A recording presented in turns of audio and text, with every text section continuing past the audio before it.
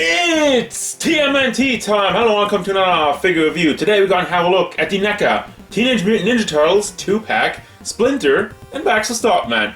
The wise old rat finally completing the clan of the Turtles and the Master, and he's grouped up with Fly Baxter. He comes in the classic, well at this point, standard Neca window box, and I don't really know what else to say about this. I'm hyped to get a look at these figures, so let's go.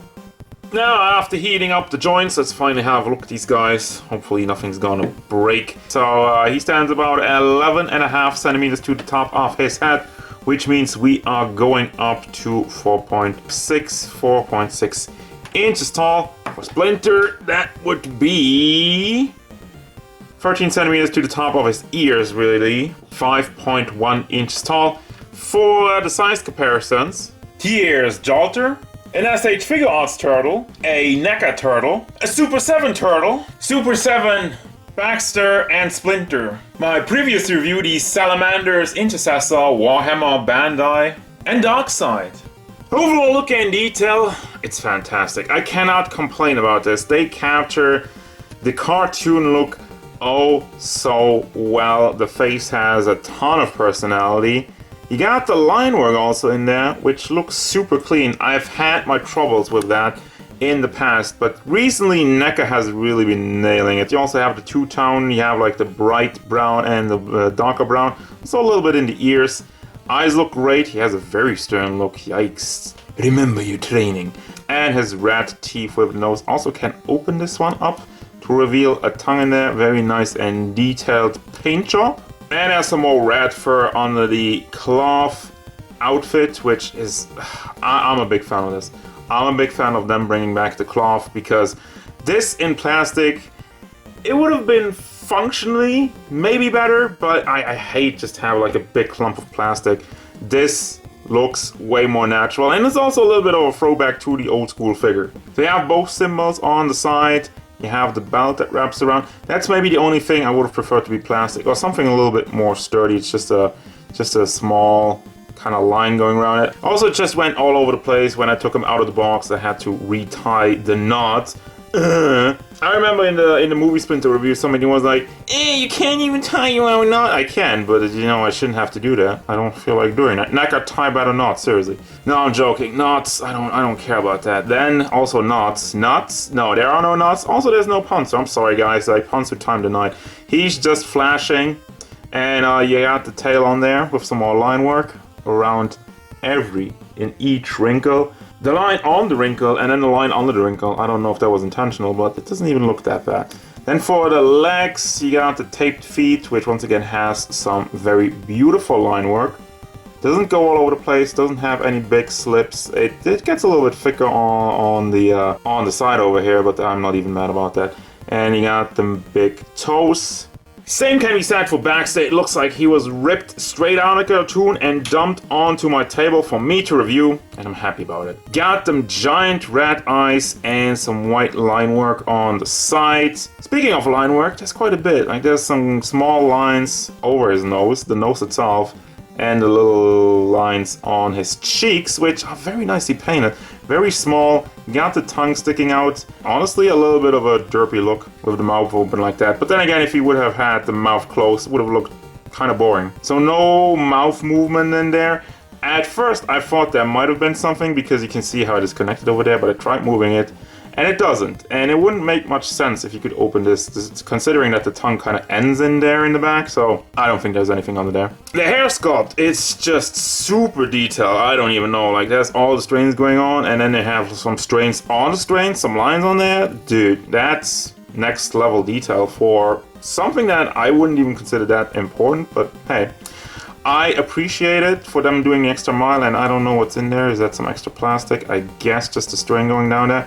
The hair is kind of soft-ish mold, so that's probably what this is. I can't get it off, but I'll take care of it later. While I'm on the back, look at these nice wings with some more detail on it, some more lines that go all throughout it, and then the thick black lines painted on. It's good for the most part. You have a little bit of here and there, you know, not the worst thing in the world. And his shirt is ripped up where his wings and his extra arms just bursted out. It's not too much. It looks very cartoony. Got the two-tone paint job on the arms and the legs. For whatever reason, there's none of it on his shirt. There's a little bit on the head, but it's barely noticeable due to the hair really covering most of the back of it. And of course, you have all the black cartoon lines on his fly, on the legs, and a little bit on his weird purple toes, which the feet look like turtle feet. What? Why do the turtles and a fly man have the same feet?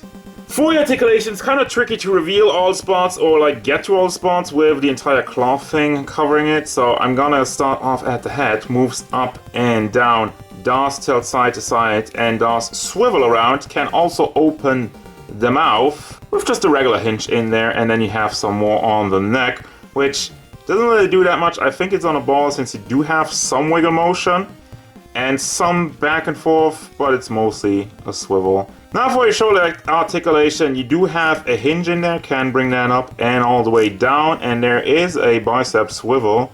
Just don't swivel it too much around, otherwise you break the cloth. Or just move the cloth out of the way, and then you also reveal the double hinged elbow. The hinge in the hand goes up and down and rotates around. Now for the torso, you only have this connection, which is a swivel basically. It goes all the way around without any trouble, but anything else, I can't really get it to move. Maybe some side to side, but yeah, barely noticeable. Leg moves forward, leg moves to the back, not really because it's blocked by how they kind of molded it over there. Goes out to the side, swivel on there on the thigh. Then there's the double hinge knee, which also swivels at the upper part. Got another hinge in the foot, up, down, side to side movement, and the toe hinge. And also the tail has a hinge, can bring that up and down, and it is rubbery, and I think it has a wire in there because, as you can tell, can bend the tail whichever direction you want. That is very cool actually.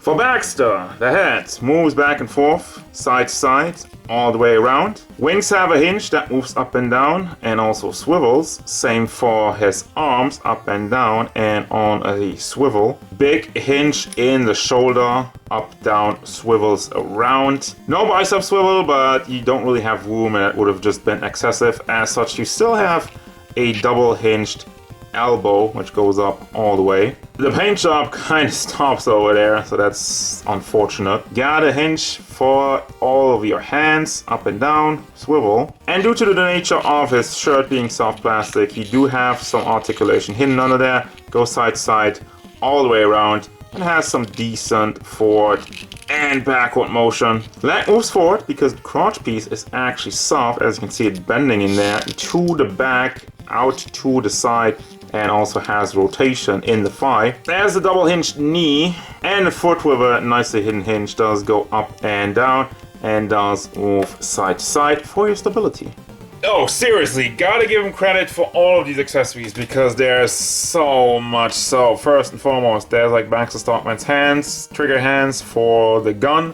Get to the gun in a second, and then he just kind of has like open hands without a trigger finger, but also mostly shaped to hold a gun, I'd say. And you have for the Splinter hands, he does have also some regular holding hands, no trigger fingers. Then he has whatever these are, and I lost one. Whichever these are, first take, kind of like a claw hand, a little bit open, it doesn't hold anything, you know. Maybe you can put the staff in there and like the pointy finger, and then also this one, which more for posing purposes. I don't even know what it's supposed to be. Then you have this computer, this old school looking computer, and I love this thing. Look at it, it's amazing. You have three expressions like the happy, the surprised, and the angry one. Look at all the detail on there. This is actually like kind of sort of what a computer looked like back in the day. Boomer times, early 90s computer. They didn't have faces like that, so I don't know where they got that. Then you got a gun, like a mutating gun, I guess, because there's like animals on there. Then you have a flower pot.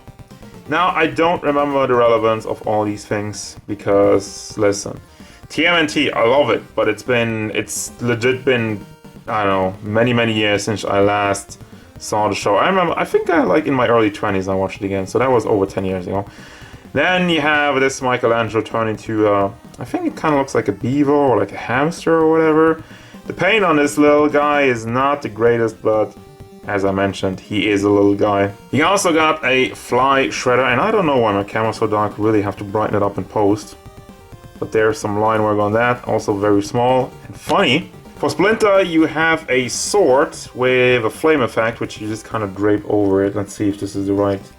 If I put it in the right direction. I think this works, yeah. Have a flame sword. Have this necklace with like a yin and yang, I guess. Have some cloth rope and his patented staff, which that's like the classic accessory. You gotta have one of those. You got a rat. I say a rat. Is that Splinter as the cartoon rat? Maybe. I don't remember him looking this friendly, but I might be wrong. Also, you have a gun that was on Splinter's side of the packaging, but then again, I guess it's still back to stuff, right? I don't remember Splinter using a gun. You have a scroll with stuff on there. CB, blah, blah, blah. Does this actually mean anything?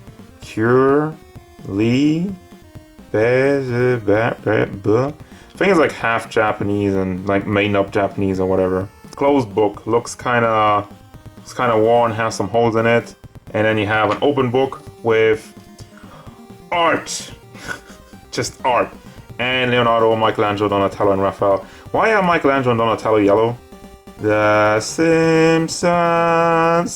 Like especially Donatello with the big round eyes. Da, da, da, da, da, da, crossover.